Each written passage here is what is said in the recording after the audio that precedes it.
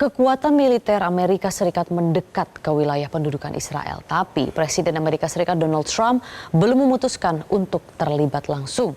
Lantas apa yang dihitung Trump? Inilah Top Review.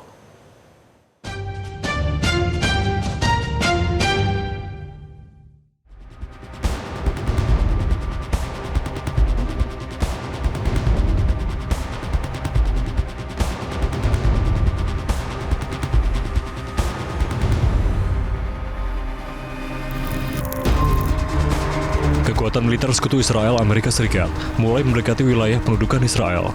Pengerahan ini diduga untuk mempersiapkan kemungkinan dukungan Amerika Serikat untuk serangan-serangan Zionis Israel terhadap Iran.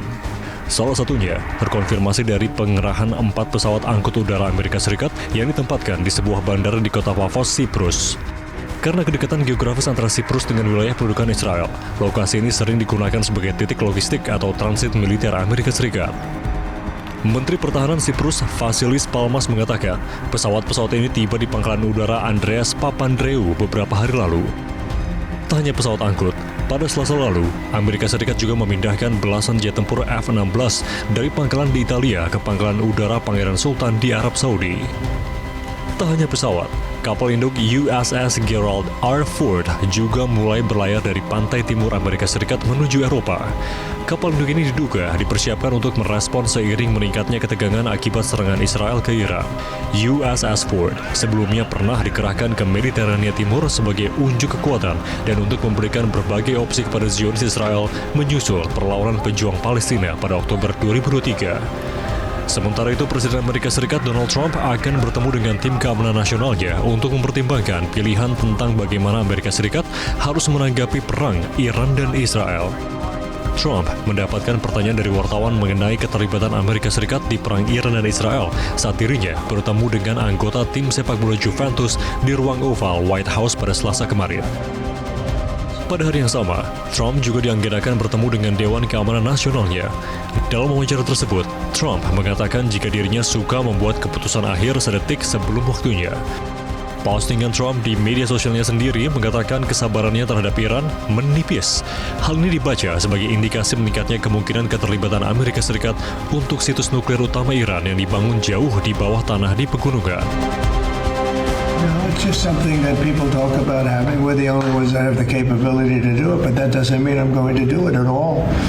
Yeah, we have the best military equipment in the world. You see that with this fight.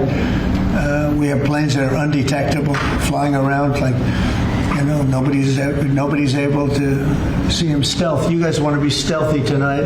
You can be stealth, you'll never lose, right? But these are incredible planes and weapons. We have the best weapons in the world. By far, nobody close, and certain countries take advantage of that. Israel has incredible weaponry, so we'll see what happens. I've been asked about it by everybody, but I haven't made a decision. Di Amerika Serikat, muncul aksi penolakan Amerika Serikat untuk terlibat dalam perang Iran-Israel. Aksi ini dipicu Presiden Donald Trump yang mengeluarkan peringatan yang semakin tajam tentang kemungkinan Amerika Serikat bergabung dengan Israel dalam menyerang program nuklir Iran. Para demonstran berkumpul di Los Angeles, Amerika Serikat untuk memprotes potensi keterlibatan Amerika dalam konflik antara Israel dan Iran. Salah seorang pengunjuk rasa mengatakan bahwa ia datang ke Los Angeles karena ia merasa bahwa ini adalah satu-satunya cara untuk berbicara atas nama teman-teman dan keluarganya yang saat ini berada di Teheran, Iran. Ini akan menjadi ancaman keamanan global seandainya ada aktor-aktor kuat di luar dua negara ini yang ikut campur. Misalnya seandainya Amerika Serikat ikut menyerang Iran, nah Iran sudah punya beberapa kartu truf ya, dia akan bisa menutup Selat Hormuz. Kalau Selat Hormuz ditutup, sepertiga suplai minyak dan gas dunia akan terhambat. Kita bisa resesi ekonomi dan Indonesia pun akan kena dampaknya. Dan kemudian juga kartu trufnya Iran yang lain adalah dia bisa menyerang pangkalan-pangkalan militer Amerika Serikat di negara-negara Teluk. Kalau itu terjadi, ekonomi negara-negara Teluk juga akan terancam kan gitu ya, investasinya akan dicabut akan terjadi divestasi besar-besaran, turisme juga akan terhambat dan lain-lain. Jadi buat negara Teluk itu juga ancaman besar, sehingga saya pikir mereka juga akan berupaya agar Amerika tidak ikut dalam perang ini. ketika semua pihak sudah melihat ancaman kerugian besar kalau ini jadi perang global, tentu logikanya mereka akan bersama-sama berusaha keras untuk mempengaruhi Amerika Serikat agar tidak terlibat. Dan saya pikir kelihatan dari pernyataan Trump yang terbaru, dia menunggu 2 minggu lagi baru akan memutuskan. Nah ini buat saya ini sinyal yang menunjukkan bahwa Trump ingin menunda-nunda pengambilan keputusan karena secara rasional memang akan sangat merugikan kalau Amerika sampai ikut campur. Salah satu yang diperhitungkan akan terlibat perang adalah Rusia jika Amerika Serikat terlibat. Rusia disebut-sebut akan menyokong Iran. Namun Presiden Rusia Vladimir Putin mengatakan bahwa Iran tidak meminta bantuan Moskow. Hal ini disampaikan Putin saat berbicara dalam sesi diskusi panel dengan para pemimpin berita senior dari kantor berita internasional di Saint Petersburg pada Kamis lalu. Putin mengatakan bahwa perjanjian kemitraan strategis Moskow dengan Iran tak mencakup klausul tentang pertahanan dan ia menyebut teman-teman Iran tidak meminta bantuan itu kepada Moskow. Putin mengatakan bahwa para spesialis Rusia terus bekerja di pembangkit listrik tenaga nuklir pertama Iran di Bushehr meskipun terjadi konflik.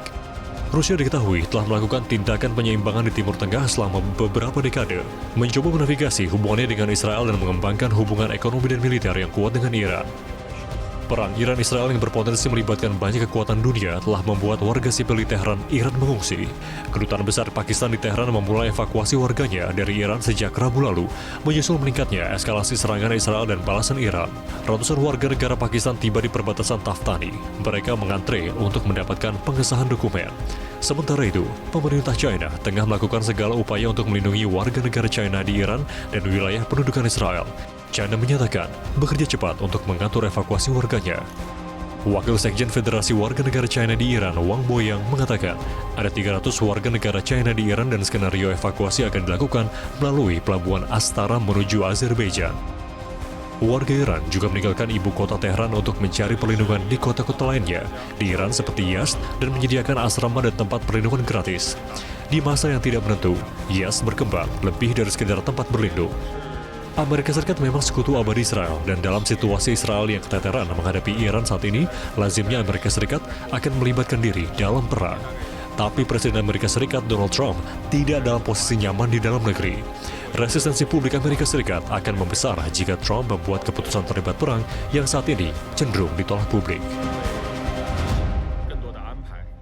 Jelajahi cara baru mendapatkan informasi. Download Metro TV Extend sekarang.